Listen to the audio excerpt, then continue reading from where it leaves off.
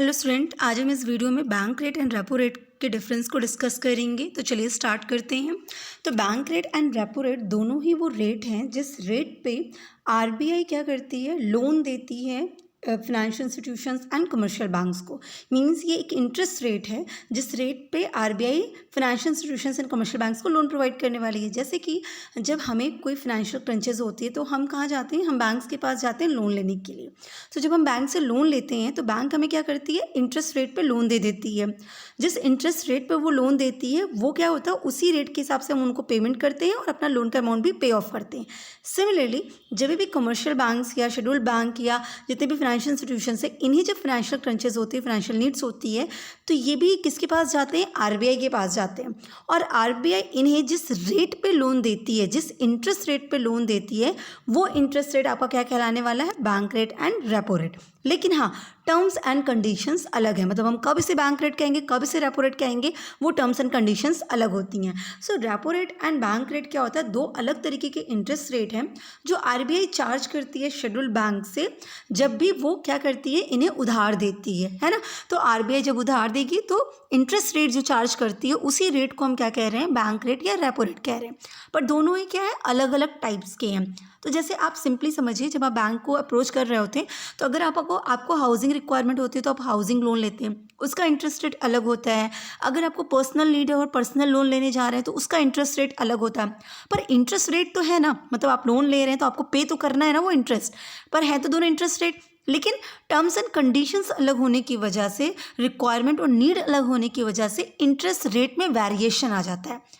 Similarly यहाँ पे भी जब बैंकों को रिक्वायरमेंट है फंड की और वो जब आरबीआई को अप्रोच कर रहे हैं लोन के लिए, तो उनके requirements, terms and condition, need, इन सब की वजह से जो इंटरेस्ट का रेट है ना वो वैरी करता है ना। कहते हैं कि ये चीज़ चाहिए आपको तो भी ये लोन मिलेगा। एजुकेशन लोन तभी मिलेगा जब आप पढ़ाई के लिए ले रहे हैं। आप घर बनवाने के लिए एजुकेशन लोन मांगेंगे तो मिलेगा क्या, नहीं मिलेगा। तो सिमिलरली ये चीज़ भी है, ये है तो दोनों इंटरेस्ट रेट जिस पे बैंकों को लोन मिलने वाला है, मतलब जिस रेट पे बैंक लोन लेने वाली है, लेकिन इनकी टर्म्स एंड कंडीशंस अलग होने की वजह से इनके नाम भी अलग हैं, bank rate and repo rate. कब हम बैंक रेट कहेंगे, कब हम रेपो रेट कहेंगे और दोनों में क्या डिफरेंसेस हैं वो हम आगे समझ लेते हैं। पर बेसिक बात क्या है कि दोनों ही क्या है, एक इंटरेस्ट रेट है। क्लियर है। तो ये जो दोनों हैं, मतलब बैंक रेट और रेपो रेट, दोनों ही क्या है, क्रेडिट कंट्रोल की टेक्निक है आरबीआई की। हमने आरबीआई की क्रेडिट कंट्रोल की टेक्निक्स पढ़ी हुई है ऑलरेडी, जहाँ पे हमने देखा कि आरबीआई जो इन्फ्लेशंस वगैरह है, जो क्रेडिट का क्रिएशन कमर्शियल बैंक्स करती हैं, उनको कैसे कंट्रोल करती है। तो उनको कंट्रोल करने के लिए उनके पास टेक्निक्स है, क्वान्टिटेटिव एंड क्वालिटेटिव टेक्निक्स, है ना। उन टेक्निक्स में जो है आते हैं हमारे CRR, SLR, ये सारे ओपन मार्केट ऑपरेशंस, ये सारी चीज़ें आती हैं ना। तो बैंक रेट और रेपो रेट क्या है, वो क्रेडिट कंट्रोल की टेक्निक्स का ही पार्ट है, वो वहीं से आया हुआ है। ठीक है। तो इन दोनों का ही इस्तेमाल क्या करती है, आरबीआई यूज़ करती है लिक्विडिटी को कंट्रोल करने के लिए, इन्फ्लेशंस को कंट्रोल करने के लिए मार्केट में, है ना। तो जैसा भी मार्केट में सिचुएशंस होती है, उस सिचुएशंस को हैंडल करने के लिए इन रेट्स का आरबीआई यूज़ करती है ना।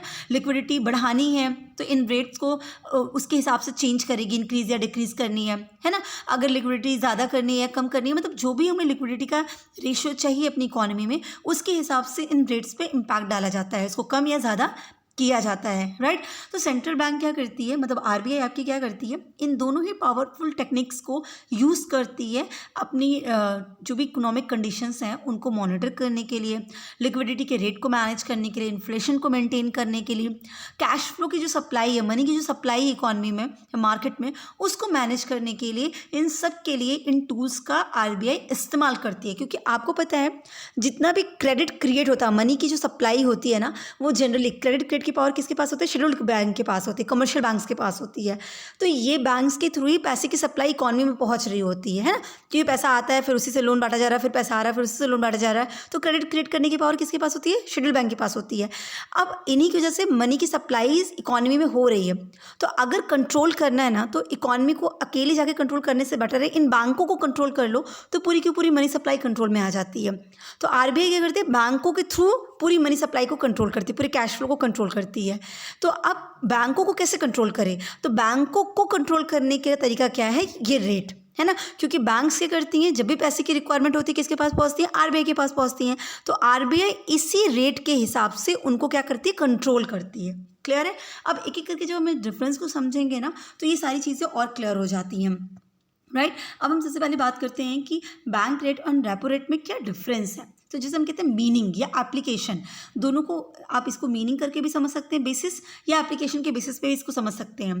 तो बैंक रेट क्या होता है, तो बैंक रेट वो इंटरेस्ट रेट होता है जो आरबीआई चार्ज करती है अपनी बोरोवर बैंक से, कोई भी फाइनेंशियल इंस्टीट्यूशन, कोई भी कमर्शियल बैंक्स उन पे चार्ज करती है।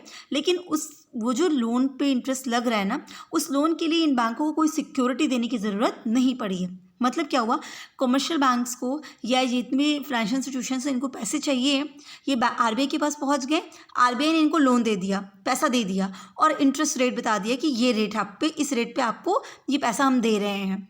यहाँ पे इन बैंकों को, कमर्शियल बैंक्स को, शेड्यूल्ड बैंक्स को, इन बैंकों को कोई भी सिक्योरिटी देने की ज़रूरत नहीं है, कोई भी कोलैटरल सिक्योरिटीज सबमिट करने की ज़रूरत नहीं है। तो हम क्या कहेंगे, बैंक रेट कहेंगे। तो इसीलिए कहा जाता है कि बैंक रेट वो रेट होता है जिस रेट पे आरबीआई कमर्शियल बैंक्स को क्या देती है, लोन देती है, राइट। सिंपल, इस रेट पे बैंक क्या, आरबीआई क्या कर रही है, लोन दे रही है, ठीक है। अब इन बैंकों को भी कोई सिक्योरिटी देने की ज़रूरत नहीं है, तो उसको हम क्या कहेंगे, बैंक रेट।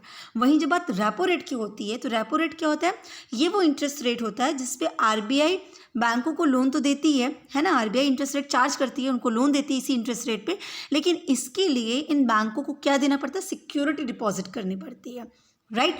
तो मतलब क्या हो गया कि जब कॉमर्शियल बैंक्स या जो भी फाइनेंशियल इंस्टीट्यूशंस हैं आरबीआई को अप्रोच करते हैं, लोन मांगते हैं, और लोन के लिए वो क्या करते हैं, सिक्योरिटीज़ रखते हैं, है ना, कोलैटरल्स रख रहे हैं, तो उस केस में जो इंटरेस्ट रेट एप्लीकेबल होगा उसको हम क्या कहेंगे, रेपो रेट कहेंगे। और वहीं पे जब बिना सिक्योरिटीज़ के लोन दिया जा रहा है तो हम उसको क्या कहेंगे, उसको हम बोलेंगे बैंक रेट। अब यहाँ सिक्योरिटीज़ का नाम लिया जा रहा है, सिक्योरिटीज़ ही बेस है, इसके बेसिस पे डिफरेंस समझ सकते हैं। क्यों, क्योंकि रेपो रेट ना एक अलग तरीके का, रेपो रेट का फुल फॉर्म होता है रीपर्चेज, है ना। तो यहाँ पे जो लोन का प्रोसीजर है ना बिल्कुल अलग हो जाएगा। अभी आगे आप रीपेमेंट शेड्यूल समझेंगे तो आप समझ जाएंगे इस चीज़ को। बैंक रेट तो सिंपल है, जैसे आप लोन लेते हो, सिंपली बैंक ने गया लोन लिया और आरबीआई से, और आरबीआई ने इंटरेस्ट रेट चार्ज कर दिया, that is your bank rate. पर रेपो रेट के केस में कंडीशन थोड़ी सी डिफरेंट है, क्योंकि यहाँ पे सिक्योरिटीज़ आ रही हैं, यहाँ कोलैटरल आ रहा है, तो यहाँ पे लोन लेने के तरीके और रीपेमेंट के तरीके में थोड़ा सा डिफरेंस आता है। तो हम बेसिस बनाते हैं रीपेमेंट का। तो जब बैंक रेट की बात होगी तो उसमें क्या होगा, बैंक्स क्या करेंगी, जो भी बैंक रेट मतलब जो भी इंटरेस्ट रेट एप्लीकेबल है उनके हिसाब से उस इंटरेस्ट के अमाउंट के साथ लोन को रिपे कर देंगे। सिंपल, बैंक का रिपेमेंट हो गया, मतलब ये लोन का रिपेमेंट हो गया, तो बैंक रेट में जो भी इंटरेस्ट रेट एप्लीकेबल है उसी इंटरेस्ट रेट को रिपे करना है, दैट्स इट, और लोन का अमाउंट रिपे करना है। पर जब बात होती है रेपो रेट पे, तो रेपो रेट पे क्या कहते हैं, रिपेमेंट कैसे होगा उस लोन का, उस लोन को रिपे करने के लिए उन्हें सिक्योरिटीज़ को रीपर्चेज करना होगा। बैंक्स पे to repurchase the securities. Loan को रिपे कैसे किया जाएगा, इंटरेस्ट अमाउंट रिपे कैसे किया जाएगा, सिक्योरिटीज़ को रीपर्चेज करके। यहीं पे मेन कहानी आई। तो अभी यहाँ पे आप थोड़ा सा समझ लीजिएगा कि बैंक रेट तो क्लियर है, मैंने लोन लिया, इंटरेस्ट रेट आरबीआई ने लगा दिया, जैसे जितने टाइम पीरियड का लोन रहा, लोन का अमाउंट पे करेंगे, इंटरेस्ट अमाउंट पे करेंगे, that is your bank rate, ठीक। अब रेपो रेट की बात आती है। अब सपोज करिए कि मैं बैंक हूँ, मतलब मैं एक शेड्यूल बैंक हूँ और मुझे फाइनेंशियल नीड है और मैं आरबीआई को अप्रोच कर रही हूँ लोन के लिए। तो आरबीआई को जब मैं अप्रोच कर रही हूँ तो मैंने क्या किया, मैंने सिक्योरिटीज़ रखी, सिक्योरिटीज़ के साथ लोन लेने गई हूँ। तो जब मैं यहाँ पे लोन लेने गई हूँ तो मेरा और आरबीआई के बीच में एक एग्रीमेंट हो जाएगा। एग्रीमेंट क्या हो जाएगा कि देखो आरबीआई क्या कहेगी कि आप क्या करो कि ठीक है, मैं आपकी जो आपके पास सिक्योरिटीज़ है ना, जैसे मैंने कहा कि मुझे पैसे चाहिए, मेरे पास कैश लिक्विड में नहीं है, पर मेरे पास देखिए ये 5 करोड़ की सिक्योरिटीज़, गवर्नमेंट सिक्योरिटी पड़ी हुई है, आप ये 5 करोड़ की सिक्योरिटी हमसे ले लीजिए और हमें पैसा दे दीजिए।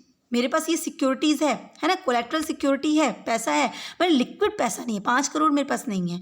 मैं बैंक को, आरबीआई को जाके यही बोलती हूँ कि मुझे कैश में चाहिए और मेरे पास ये सिक्योरिटी पड़ी है, मुझे लोन चाहिए। अब आप समझिए कि एक सिंपल लोन की जैसा लोन तो ये नहीं होगा, क्योंकि मेरे पास पैसे हैं, बस मुझे कैश नहीं है, लिक्विड नहीं है ना वो। तो अब आरबीआई क्या कहेगी, ठीक है मैं ये सिक्योरिटीज़ आपसे ख़रीद ले रही हूँ, ठीक है। आरबीआई वो सिक्योरिटीज़ खरीद लेगी, मतलब खरीदने का क्या मतलब हुआ कि वो 5 करोड़ की सिक्योरिटीज़ आरबीआई के पास चली गई और आरबीआई ने आपको पैसा दे दिया, ठीक है। अब आपको लोन मिल गया, 5 करोड़ रुपये मिल गए, अब आप अपना काम कर सकते हैं। लेकिन अब यहाँ पे कंडीशन क्या है, आरबीआई और हमारे बीच में एक एग्रीमेंट हो गया। आरबीआई ने क्या कहा, मैं आज तो ले रही हूँ आपसे ये 5 करोड़ की सिक्योरिटी, क्योंकि आपको 5 करोड़ का कैश चाहिए, ले लीजिए आप, लेकिन कुछ टाइम पीरियड के बाद आप प्रॉमिस करिए कि ये सिक्योरिटी मुझसे वापस खरीद लेंगे, क्योंकि ये सिक्योरिटीज़ मेरे पास रह के क्या करेंगी, ये 5 करोड़ की सिक्योरिटीज़ का मुझे कोई काम नहीं है, तो ये आप वापस से मुझसे खरीद लेंगे। तो मैं क्या कह रही हूँ कि ठीक है, मतलब हम एक शेड्यूल बैंक है, हमने क्या कहा, ठीक है हम वापस से इसको खरीद लेंगे, रीपरचेज कर लेंगे सिक्योरिटीज़ को। इसका मतलब क्या हुआ कि वापस से मैं आपको 5 करोड़ वापस कर दूंगी और अपना सिक्योरिटीज़ वापस ले लूँगी, तो मेरी फाइनेंशियल नीड पूरी हो गई, राइट। तो यहाँ पे रीपरचेज होगा, है ना। तो जब हम लोन लेने गए तो आरबीआई ने इसको परचेज कर लिया। आरबीआई ने परचेज करने का मतलब सिक्योरिटीज़ अपने पास रखी, लोन का अमाउंट आपको दे दिया। अब वापस से जितना भी टेन्योर होगा, उस टेन्योर के बाद होगा क्या, मैं वापस से आरबीआई के पास पहुंचूंगी और उसी सिक्योरिटीज़ को उससे रीपरचेज करूंगी, वापस से खरीदूंगी। जब हम खरीदते तो पैसा देना पड़ता है ना, तो वापस से रीपरचेज करूंगी। इसका मतलब क्या कि मैं वो जो इंटरेस्ट का अमाउंट है हमारा, उस इंटरेस्ट अमाउंट के साथ मिला के मैं उसको रीपरचेज करूँगी, उतने पैसे में मैं उस सिक्योरिटीज़ को वापस से खरीद लूँगी। क्लियर है। तो अब मेरा लोन का रीपेमेंट हो गया, मेरी सिक्योरिटीज़ वापस मेरे पास आ गई, 5 करोड़ का जो मुझे रिक्वायरमेंट था वो भी पूरा हो गया और मैंने इनके पैसे वापस भी कर दिए विथ इंटरेस्ट। तो इसको हम कहते हैं रेपो रेट। तो यहाँ पे क्या हुआ, यहाँ पे आरबीआई और बैंक के बीच में एग्रीमेंट हुआ।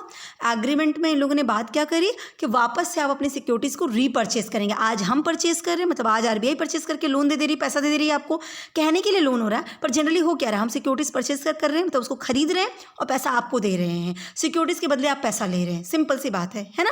तो उसी का नाम हो गया। और लेकिन बाद में आप सिक्योरिटीज वापस लेने वाले हैं तो उसी को कह दीजिए कि रीपरचेज करेंगे, सिर्फ नाम बदला है, कहानी सेम है। सिक्योरिटीज आप दे रहे हैं, वापस उसको खरीद रहे हैं। क्लियर है। तो मतलब आपने लोन अभी लिया, बाद में उसको रीपे कर दिया। तो अब जो इंटरेस्ट रेट पे आपने उसको रीपरचेज किया ना, वो क्या कहलाया, रेपो रेट कहलाया, रीपरचेज रेट कहलाया। इसी रेट पे आपको रीपरचेज करना होगा। Is it clear. तो यहाँ पे क्या हो गया, बैंक रेट में सिंपली रिपे होगा, इंटरेस्ट अमाउंट के साथ लोन रिपे हो गया। लेकिन अगर आपने रेपो रेट पे लोन लिया हुआ है तो वहाँ पे क्या करना होगा, सिक्योरिटीज़ को रीपरचेज करके आप लोन को रीपे करेंगे। Is it clear. सिक्योरिटीज़ का क्या मतलब हो गया, तो सिक्योरिटीज़ का अगर हम बेस बनाते हैं तो यहाँ पे जब बैंक रेट की बात करते हैं तो यहाँ पे बोरोवर्स को कोई सिक्योरिटीज़ लोन के अगेंस्ट देने की ज़रूरत नहीं होती है। लेकिन जब हम रेपो रेट पे लोन ले रहे हैं तो बट ऑब्वियस सी बात है, वहाँ पे सिक्योरिटी के अगेंस्ट लोन लेंगे। ये भी हमारे पास कॉलेटरल सिक्योरिटीज़ होती है, मतलब गवर्नमेंट सिक्योरिटीज़ हो गए, बॉन्ड्स हो गए, कुछ भी जो भी है जिसके बदले हम पैसे लेने जा रहे हैं, तो वो क्या होगी, वो होना मैंडेटरी है। क्योंकि रीपरचेज क्या करेंगे, अगर सिक्योरिटीज़ नहीं होगी तो रीपरचेज क्या करेंगे, और रेपो का मतलब क्या हो गया, रीपरचेज। क्लियर है। तो यहाँ पे सिक्योरिटीज़ रेपो रेट में ज़रूर होती है। क्लियर है। अब नेक्स्ट हम बेसिस देखते हैं एग्रीमेंट। तो आप बताइए बैंक रेट में कोई एग्रीमेंट होने वाला है क्या, नहीं, क्योंकि यहाँ पे हम कोई एग्रीमेंट नहीं कर रहे हैं कि हम वापस से रिपर्चेज करने वाले, क्योंकि कोई कोलैटरल है ही नहीं है। लेकिन रेपो रेट में हमारे बीच में, आरबीआई और बैंक के बीच में क्या होगा, एक एग्रीमेंट साइन होगा कि येस मैं वो सिक्योरिटीज़ को रीपरचेज करूँगी, है ना। तो क्योंकि अगर आप रीपरचेज नहीं करेंगे तो फिर कैसे काम होगा, ये रेपो रेट है।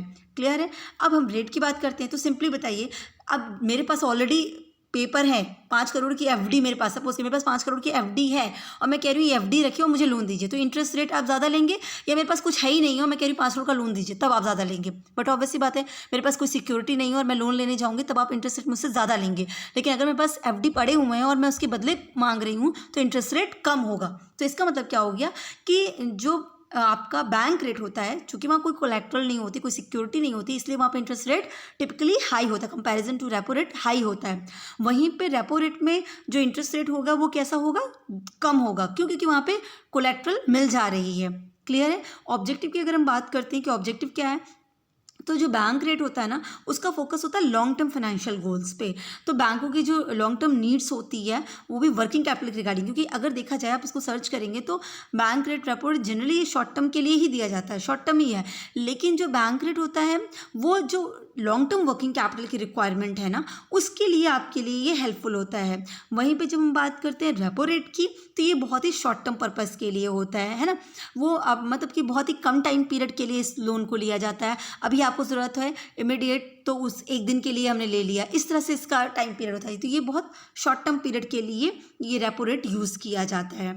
क्लियर है। अगर हम इम्पैक्ट की बात करते हैं, इम्पैक्ट के बेसिस पे इन दोनों को डिफ्रेंशिएट करते हैं, तो देखिए बैंक रेट को अगर जब भी हम इंक्रीज़ या डिक्रीज़ करेंगे ना, तो उसका सीधा सीधा इफेक्ट किस पे पड़ता है, कस्टमर पे पड़ता है, जो पब्लिक रहती है उस पे पड़ता है।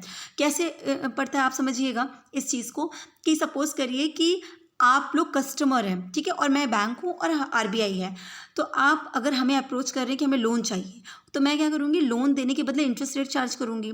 अब लोन कैसे दूँगी, पैसा दूँगी ना। तो सपोज़ करिए मुझे खुद ही फाइनेंशियल क्रंचेस थी, तो मैं किसके पास पहुँचूँगी, आरबीआई से।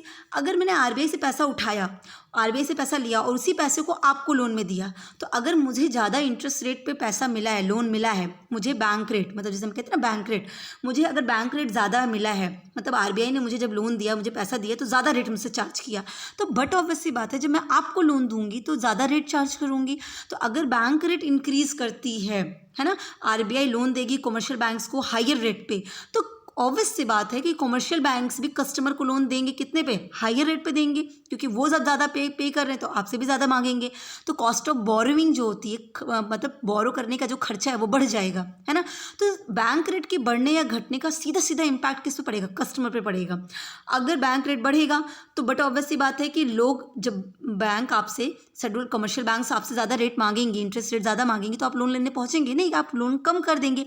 तो अगर बैंक रेट को बढ़ाया जाता है तो इसका मतलब कि लोगों को रेस्ट्रिक्ट किया जा रहा है कि वो लोन कम लें। बैंक रेट को अगर कम किया जाता है तो इसका मतलब लोगों को इनकरेज किया जा रहा है कि लोन ले, सस्ते पे इंटरेस्ट मिल जा रहा है, आपको सस्ते पे लोन मिल जा रहा है, तो आप क्या करेंगे, लोन ले लेंगे।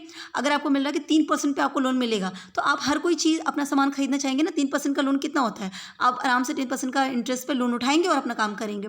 पर वहीं आपको पता है कि 20% का इंटरेस्ट पे आपको लोन लेना है, तो आप लोन लेने जाएंगे नहीं जाएंगे। तो बैंक रेट बढ़ने से इंटरेस्ट रेट बढ़ेगा कस्टमर का, और कस्टमर का इंटरेस्ट रेट बढ़ेगा तो ऑब्वियस सी बात है कि वो रेस्ट्रिक्ट होंगे, वो लोन नहीं लेंगे, कम लेंगे। वहीं पे जब हम लोन को डिक्रीज़ करेंगे, बैंक रेट को डिक्रीज़ करेंगे, तो लोन का इंटरेस्ट रेट भी डिक्रीज़ होगा कस्टमर का, तो कस्टमर क्या करेंगे, इनकरेज करेंगे और लोन लेंगे। तो यस, बैंक रेट का सीधा सीधा इम्पैक्ट दिखता है, क्योंकि इससे क्या होता है, कस्टमर पे सीधा दिखता है कि उसका बोरोइंग कॉस्ट बढ़ रही है या घट रही है। लेकिन वहीं पर जब हम बात रेपो रेट की करते हैं ना, तो उसका इम्पैक्ट डायरेक्टली कस्टमर तक नहीं पहुँचता, क्योंकि ये बहुत शॉर्ट टर्म पर्पज़ के लिए होता है, तो बैंक तो उसको अपने लेवल पर हैंडल कर लेती है, वो डायरेक्टली इम्पैक्ट कस्टमर पे नहीं डालता है, ठीक है। अब अगर हम इसके अलग अलग नामों की बात करें तो बैंक रेट को डिस्काउंट रेट के नाम से भी जाना जाता है, वहीं रेपो रेट को हम क्या कहते हैं, रीपर्चेज ऑप्शंस के नाम से जानते हैं।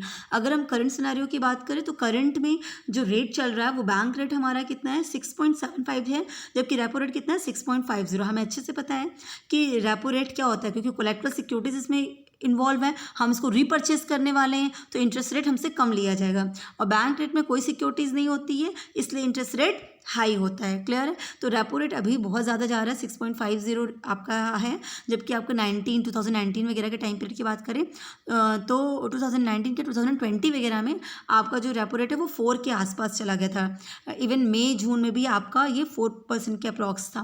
तो रेट बढ़ते घटते हैं, बाय मंथली इस रेट को चेंज किया जाता है और आरबीआई टाइम टू टाइम इसमें चेंजेस करती रहती है according to economic situation. So I hope आपको क्लियर होगा कि दोनों ही इंटरेस्ट रेट हैं, दोनों ही लोन पे इंटरेस्ट लिया जा रहा है और दोनों ही बैंकों के लिए होता है कि आरबीआई से जब बैंक्स लोन लेती हैं तभी ये इंटरेस्ट रेट आरबीआई चार्ज करती है, पर कंडीशंस अलग है। वहाँ पे सिक्योरिटीज़ है, रीपर्चेज में सिक्योरिटीज़ है और लोन रीपे कैसे होगा कि आप रीपर्चेज कर लेंगे, और बैंक रेट में सिंपल जैसे नॉर्मल लोन होता है वैसे लोन होता है। So wish you all the best, thank you so much.